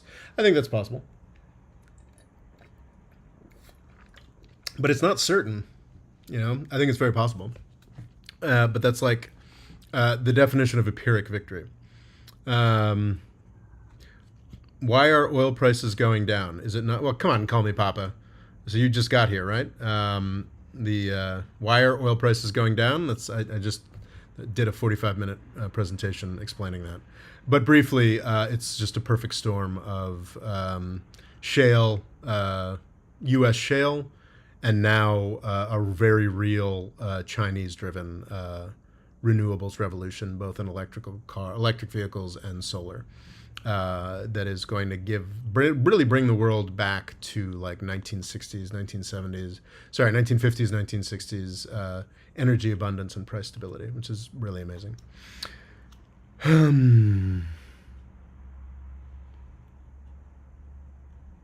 The problem with the South Korea example is that Russia is a far more important country than Ukraine. No offense to Ukraine. Do you know what South Korea was? South Korea, up until the 80s or 90s, was like this like authoritarian satrapy that basically like was it was a military camp for the United States, and through some visionary leadership and incredibly hard work, it became one of the wealthiest countries in the world. Ukraine has what? I mean, I guess it's similar size to South Korea. No, I guess Ukraine is a little smaller than South Korea, but yeah, I mean, Ukraine is not just Ukraine. Ukraine is the representative of the United States and Europe up against Russia. It is in fact not the underdog, as far as I'm seeing. So yeah. Vive la Vie says, "What would the U.S. do if Russia does use its nukes?" I think it's already fairly established, right? I think the United States pretty much came out and said if they used that if Russia used nukes in its conflict with Ukraine, then the United States would use its conventional forces to wipe out Russia's army in Ukraine, which is I think it's kind of a good like policy I kind of agree with. Maybe, I don't know. I'm not sure if I agree with that policy, but I think it's a good sort of. Maybe we shouldn't. Maybe just Donetsk and Luhansk. Maybe we shouldn't take them out of Crimea. But whatever. I recall Ben Shapiro saying we would have won Afghanistan had we stayed longer. Well, that's because Ben Shapiro is a fucking idiot. We'll probably hear the same take on Ukraine for years by the Warhawks. You will inevitably hear the same take on Ukraine for years by the Warhawks. Was it Max Boot, I think, published a book recently talking about how we could have won Vietnam if we just hung on a little longer. And if you know anything about the conflict in Vietnam, you know that's the stupidest thing you could conceivably read. But yeah, they're still talking about it. People are dumb. No, that's not true. People are very intelligent. People like Ben Shapiro or Max Boot are paid to be stupid. Bob Channel, back before the current war, I think I heard Ukraine was diverting the water supply to Crimea, and this was going to lead to a confrontation at some point. Yeah, I think that definitely happened, and the Russians were very happy to take that and reopen the water supply. But let's keep in mind, I am, in fact, a lot more sympathetic to Russia than most U.S. commentators. But the Russians did steal Crimea. It's understandable for the Ukrainians to be angry about that. I think Chinese adoption of renewables at the current pace is something not enough people talk about. It just seems so overlooked for such a pivotal. Thank you, JX. Yes, that was part of what this story was about. I mean, it's just huge, and people are really, really reluctant to admit that renewables are impacting oil and gas consumption. Perhaps because I think to some degree, the rout in oil prices we've been seeing in recent weeks are more and more people realizing, wait, holy crap, this is actually happening. China hit a crucial metric over the past, I think it was just the month of July or August, where they sold 50% of the vehicles that were sold in China were, I think, plug-in electric vehicles, not even hybrids. They were plug-in electric. Now, of course, that's 1 month. That doesn't mean much. A key thing to remember is that for the entirety of a vehicle fleet in a country to turn over can take 20 years. Just 1 month isn't that big a deal. But next year, probably in 2025, we could see across the entire year half of the vehicles sold being plug-in electrics in China. And if that continues for 10 years, that means that half of the vehicles in China are plug-in electric, which means that China needs half as much imported oil, more or less. And I'm sure that the actual percentages and the ways that it works are different. And that's a huge frickin' deal. And what we're already seeing, finally, I looked just dived just a little bit deeper into why Chinese oil demand has been so disappointing in 2024. In 2023, it was big. I think the 2023 was sort of like the full Chinese opening, and it was a great spike in oil and gas imports in China. And if you like drill down, like they're like, oh well, it's actually transportation isn't that big a deal. But then you look into the industrial uses, and it's because a lot of the trucks are switching from diesel to EV, and it's still just tiny. And it's a key thing that I've emphasized a lot of times on this channel is that you don't need. It's not about Chinese oil use going down to 50%. Though that's what we're actually looking at. Like, you don't need 50% plummet. You just need Chinese growth of oil and gas consumption to go down to not exist. Like, if it just stays flat, Saudi Arabia is screwed, And we're talking about it going down 50% in the next decade. That's nuts. The impact that's going to have on pricing. JX, thank you. Like it is such a neglected fact of markets, economy. We're kind of, if we can just avoid that Middle East war, we're kind of on the verge of a weird economic utopia that we haven't seen since the 1960s. And nobody's talking about it, except for the More Freedom Foundation. There you go.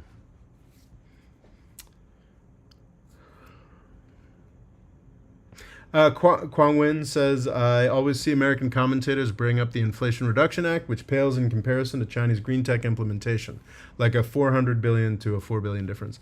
I don't think that's, I think my sense of the Inflation Reduction Act is that it's actually turning out to be more expensive than expected. And it's actually a pretty big deal. I mean, like I've seen some estimates that say over like a decade or two, it's like $1 trillion worth of investment. I mean, it's a big freaking deal.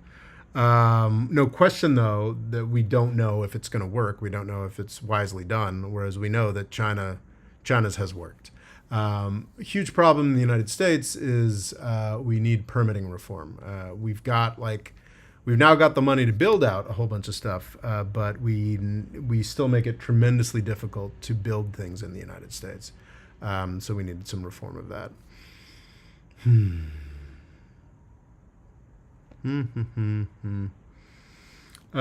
They still heavily rely on coal. So yeah, China still heavily relies on coal, 100%. Like that's what I said at the beginning of this presentation. This is not a happy climate change story. This is a happy energy story.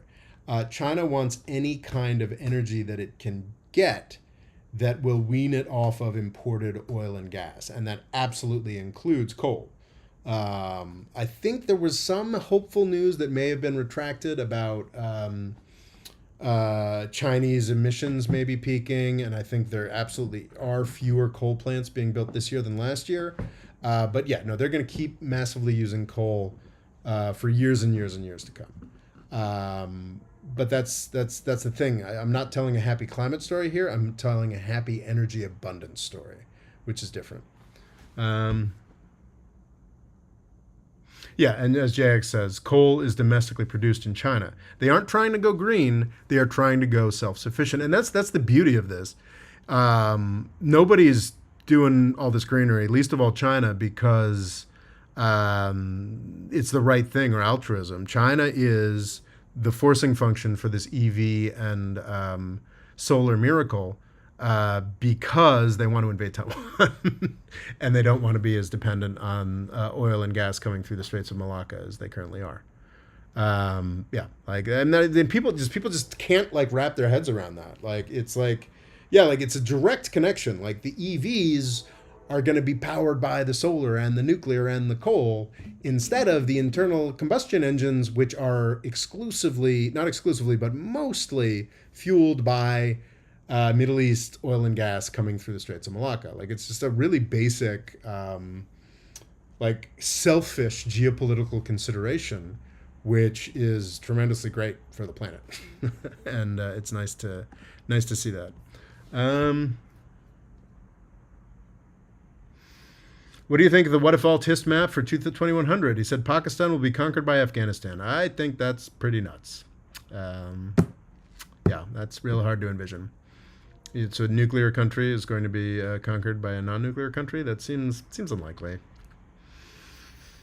Um, yeah, Ditya Mohan saying they're also going all in on nuclear. This is the Chinese, presumably just commissioned a thorium reactor. Yeah, it's fascinating. JX says, what do you think of Chinese overcapacity and export issues? Tommy Marcino mentioned it, and it's definitely a big story for 2024 and probably 2025. Yeah, no, I mean, the Chinese economy is not doing great. It is not killing it. And I have all long had a difficulty with the concept of dumping, perhaps because my first job after college, first permanent job after college, was actually working for a small international trade focused outfit that defended foreign companies from anti-dumping procedures at was it the Court of International Trade, some DC court. Clearly, I've really retained that information.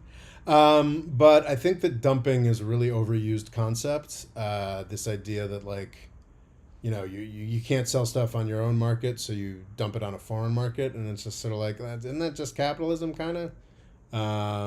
But I think in the Chinese case, I think it's definitely true that China's economy is not doing well. I think that it was tremendously reliant on property investment, and that continues to plummet. I think interestingly, you can make an argument either way that the Chinese economy is going to fail because of this, or actually that China is actually more healthily unwinding its property prices and its emphasis on property than other countries did, and perhaps a year or two from now they'll be better suited for growth. But it does seem clear that the Chinese government is trying to solve their economic problems by just exporting more, at a point where pretty much the entire world is getting kind of sick of Chinese exports. Obviously, the entire world is really reliant on Chinese exports, but every government is saying like, oh, I really don't like this. I mean, we're talking about Indonesia saying like, okay, you can buy our nickel, but you got to process it here. Every government in the world is getting less interested in Chinese exports at the exact same point that the Chinese government is like, I want to export a lot more. Now, China is producing these electric vehicles that are really attractive, and I think they're going to get out anyway, but they're not going to get out. I think they're going to get out enough to be really revolutionary, certainly are going to force Detroit and Europe to build better electric cars, and also China. It seems likely to me that China's just going to take over the developing world market with these EVs. But that's not going to be enough to sort of make up for the other Chinese economic problems. I think that the United States is going to just continue adding more and more tariffs to make it difficult to buy Chinese EVs in the United States. I think Europe is going to do some mix of the same. And I think that as much as I dislike the term dumping in the trade context, I think that it's probably something that China's trying to do, and they're going to have some real difficulty doing it outside of the developing world. Yeah, the Ricey Doctor says China is trying to avoid Japan of the 1990s because they knew the housing bubble was going to pop. So the government decided to pop it early. Better to take the pain now than later. That is my understanding as well. Property prices in cities like Shanghai and Beijing are even worse than NYC. You can only kick the can down the road so far. My understanding, though, that prices in Shanghai and Beijing are falling, right? Josh Burns says, "What's up with the UK?" Great question. Might do a deep dive for a podcast at some point. But fundamentally, the UK is just a much less important country. They took themselves out of the EU. They turned themselves into sort of like, slightly bigger Switzerland without all the talent.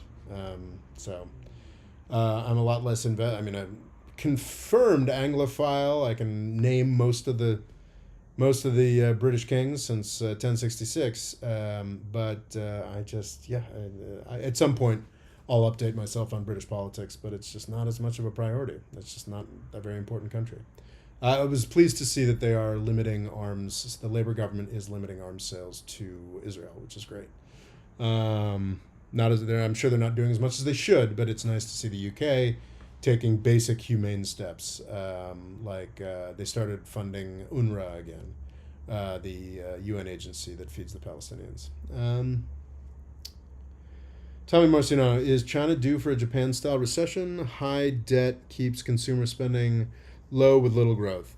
That's a great question. I did a podcast, like, is China Japan now? Months ago.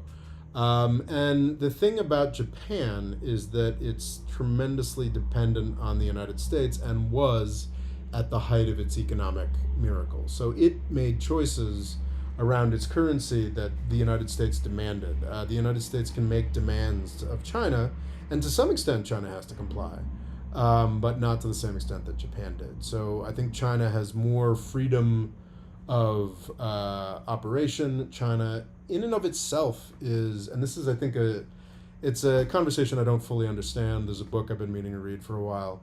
But my understanding is that China has chosen to be export-oriented rather than consumption-oriented within the Chinese market. China, I think, has a series of choices that it can make around just simply allowing its public to get richer, allowing its public to become better consumers, that provide China with like a range of levers that it can pull that Japan didn't. It's not just military and economic independence. Not that China really has military and economic independence from the United States. It has a higher degree of military and economic independence from the United States that Japan did. And like China is like an eighth of the world's population instead of like, is like, so that's, what's an eighth? That's like 12% of the world's population instead of like 2% of the world's population or whatever Japan is. So I think China's, I think absolutely, China is going through some versions of what Japan went through in the 80s and 90s, but China has a lot more levers to pull and is, at the end of the day, a much more important country than Japan was, surprisingly. So it's less likely to be less of a concern.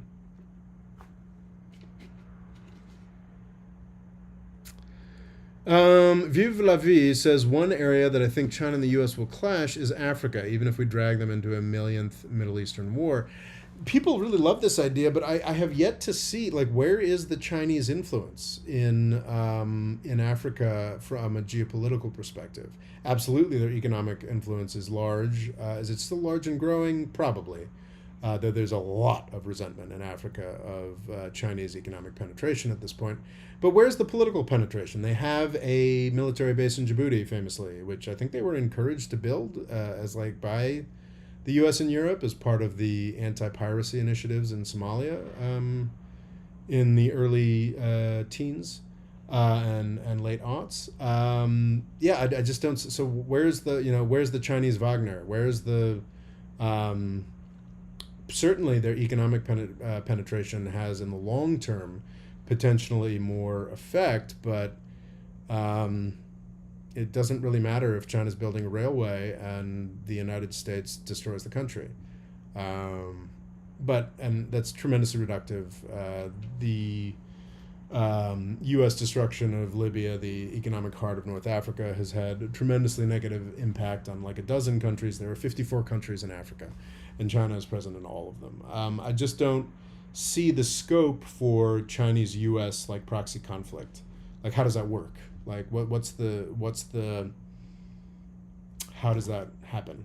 There's certainly conflict over debt relief, which is deeply, no doubt, a deeply influential important topic that I just don't fucking know.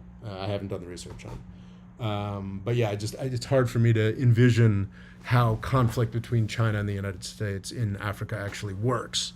So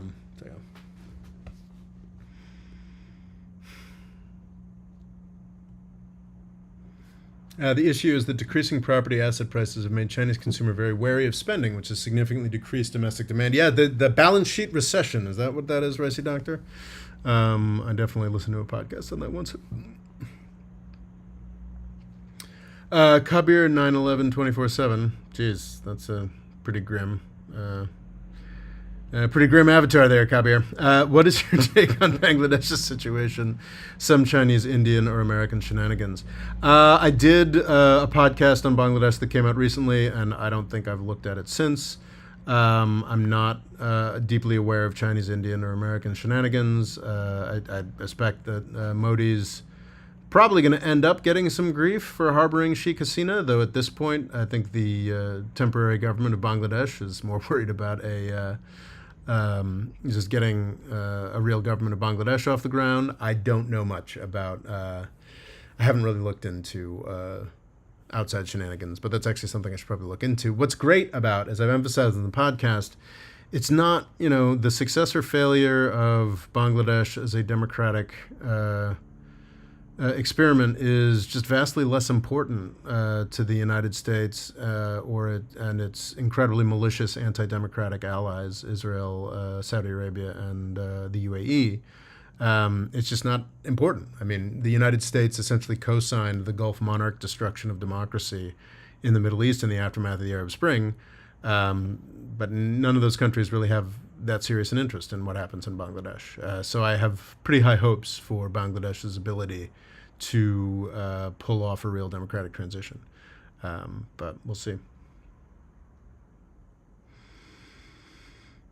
Vive la Vie asks a great question. Is there anywhere you think China and the U.S. would clash other than the South China Seas? I'm really worried about the prospect of a clash between China and the United States in Myanmar. I don't think it's going to happen this decade, but it's just such clear, obvious, if things continue to get worse with China, some brilliant guy in the CIA, maybe he's already working, is going to be like, oh, we got to support this actually very legitimate government that the Tatmadaw, the Burmese or Myanmarese military threw out. We got to support this. We got to support these very attractive guys. And then the Chinese are like, well, I guess we've got to support these rebels. And I don't think we'd ever see anything beyond U.S. and Chinese special forces deniably working on the margins. But I think Myanmar or Burma has been at war with itself at a very low level for 80 years, at a higher level since, was that the 2021 coup? But still at a relatively low level. I think there's infinite potential for the United States and China to stick their nose further into that, to the extent where advisors end up on the ground, and we certainly at like a Ukraine or Israel level commitment plus. And I think that is a real potential flashpoint between China and the United States. I think if China and the United States were sane, they'd stay out of it because it is a huge country. What are there, almost 100 million Burmese? Or is it like 80 million, sticks in my head? I'm not entirely certain. What's the Myanmar population?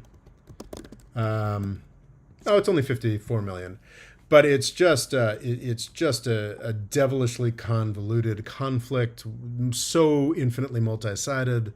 It's actually got sort of a similarity to the Syrian and Yemeni conflicts, the sides that the U.S. supported in those conflicts, where, except again, the Myanmar government that was kicked out is infinitely more sympathetic than the Syrian rebels or the internationally recognized government in Yemen, but they are not much more unified. It's a bunch of ethnic militias with a supposed national unity government on top of it, and the potential for U.S. and Chinese arms getting funneled into that and taking a low-level, nasty, interminable conflict and turning it into an absolute Syria plus level horror show is a real concern of mine in the coming decade. James Parker says, in addition to Libyan oil being offline, Ukraine's attacks on Russian oil infrastructure have gotten a lot more successful over the past month. It's wild that prices keep going down. I think that's probably, that is, thank you for emphasizing that again, James. It is absolutely wild that prices are going down. I think Logo had brought that up earlier. And yeah, it's crazy. Marlon Brian Munoz Nunez asks, why is Myanmar at war with itself? Is it another case of bad European colonial borders? I think Myanmar, it's been so long since I've looked into this, but I think there were a series of I cannot recall what the dominant ethnic group in Myanmar is. Bamar, perhaps? There were a series of empires that were, conquering a bunch of ethnic minorities around it, and then the British came in and sort of took over, and the functional borders became, I think, agreed between the British and the Chinese, I would imagine, right? I don't know that. I think the thing is that who was it? James C. Scott, famous anthropologist who recently died. Seeing Like a State is a book that he wrote. Against the Grain, I think Rory and I did a podcast on about a year ago, talking about how agriculture really wasn't that great for humanity in the short run.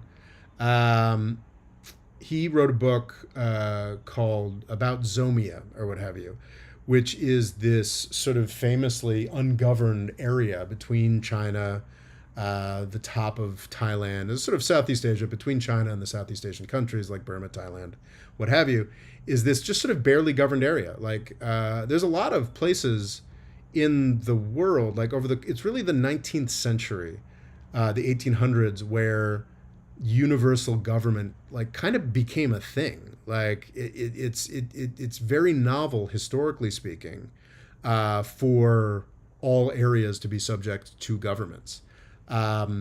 So what most of Myanmar is, at least the physical footprint of it, is like a lot of it is this Zomia region, which had like valley to valley, different ethnicities, different languages that were just too complicated for any of these, is it Bamar empires or China, to try to impose itself on.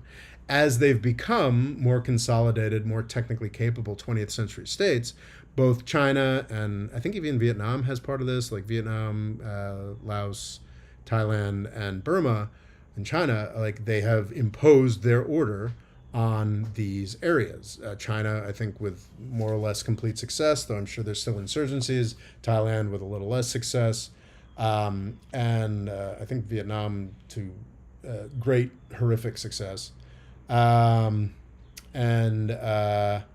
Myanmar has just sort of never quite been able to resolve these insurgencies. So from independence in 1947, there have been a variety of ethnic mini-states that have maintained some degree of autonomy ever since then.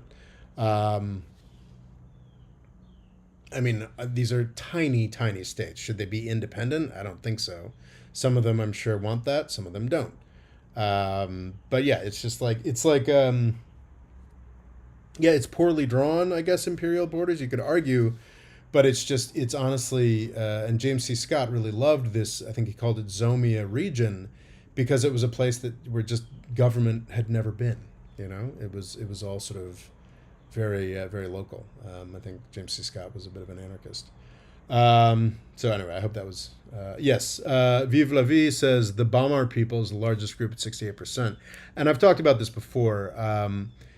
The reason I think that this is a likely source of U.S.-Chinese, one reason that U.S.-Chinese proxy warfare is the New York Times is already trying to make the case for it. New York Times and other media sources in the United States will talk about the heroic national unity government and their unwieldy collection of ethnic militias that have been fighting for 80 years. They're making progress. They've taken over like half the country. And this is the classic look at a population density map, please. because they have taken over half of the. They already controlled. I think these militias already controlled like 20% of the country, but now it's up to like half or under half. I don't know, whatever it is, of the physical, like geographical presence of the country. But if you look at the population density map, you see that they do not, in fact, control any major population center. So this is sort of the same case that was used to pretend that the Houthis weren't the government, still being used to pretend that the Houthis aren't the government of Yemen, even though they control where 80% of the people live, to pretend that Bashar Assad was on the verge of falling in Syria, even though he'd always controlled most of Aleppo, most of Damascus, most of the places where people actually lived. And it's really distressing to see the New York Times trot out that same ignorant logic, making a case for surely if we just gave these guys a couple $2 billion, they'd be able to win. And again, Myanmar makes a better case for it because, again, this is the legitimate elected government, the National Unity Government. Though it'd be interesting to see, like, would that National Unity Government be retained if you had, like, the Karen Liberation Army or like, the Arakan Liberation Front marching into a predominantly Bamar city? Would the National Unity Government still like that? I would be surprised. Do you see any predictable uprising in China? I would say no, I don't. I mean, like, I do think like some degree of chaos, some degree of government shift is very possible over the next decade in China, but like a popular uprising, I don't know, maybe. Do you think that Chinese and the U.S. would fight over the south pole of the moon? Not this century. At what oil price do you think it will sustain? Pretty low, man. And I guess that comes to like, I mean, what is it? Like, I can't give you a number because I don't know what the U.S. dollars are going to be doing. It sort of hovered, inflation adjusted terms from the 1950s to 1970s. It hovered between, it looks like in the high 30s. So, yeah, I don't know. The high 30s seems like a good goal. And at the high 30s, in the high 30s, the Saudi royal family is not viable. Putin's current regime is currently constituted is not viable. The Iranian theocracy as currently constituted is not viable. It's just not a. It's not a. It's a very different world. So yeah, $30 a barrel seems about right. Sustained, yeah.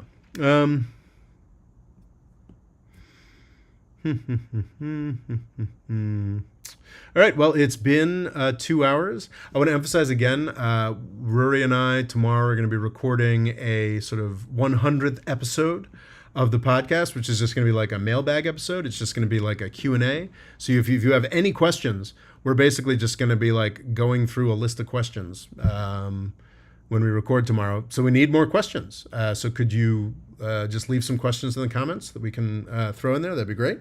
Personal questions, geopolitics questions, whatever. Ask away. What else? My name is Robert Morris. I do this sort of thing with some frequency. Got a couple more Yemen videos coming out, which it's a project I'm going to be pleased to be finished with. We are supported by Patreon. If you could sign up on Patreon, I'd appreciate that very much. If you do so, you have access to two patrons-only events every month. We do a patrons-only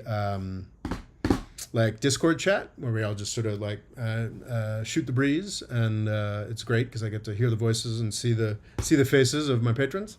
And we also do a patrons-only newscast, which is more in this format every month as well. You get that if you sign up to support this channel on Patreon. It'd be great if you did so. Thank you so much for being here. We also have a patrons-only Discord, which is kind of awesome. It's kind of awesome that it's like patrons-only, so it's not just... I've seen a lot of other Discord servers that I don't find very impressive. I'm consistently impressed with our patrons-only Discord server to the point where I actually... if I have something to research, I'll often use it as a starting point. Really love the patrons-only Discord server. So yeah, please do sign up. Please do ask questions in the comments that we can answer in the podcast. I think next week we've got Next week we have a guest on the podcast, JJ McCullough, popular guy on here. I think that's likely to do well enough that I'll also probably upload the first part of the JJ McCullough interview here next week. But thank you all for being here. Thank you. I like this. This was like a kind of a positive live chat. Perhaps that's why not so many people showed up for it. But anyway, thank you so much. JX, just leave if you could just leave comments. I'll probably do a community post asking for comments the next couple hours, but also just if you put questions under this, in comments under this, we'll list those as well, and we'll answer them in the 100th podcast episode that we will record tomorrow. Thank you all so much. This has been a lot of fun. And it was nice. It's kind of like good news. If we can just restrain the U.S. Pentagon, we could actually be on the cusp of something pretty special for the world in general. All right. Thanks so much. Yes, JX, just post the questions. Not in the live chat, please. No, not in the live chat. This particular, once I end the stream, this stream will be present on my YouTube channel, and just click in the comments of that YouTube channel. That would be great. There will be a community post. All right. Thanks so much.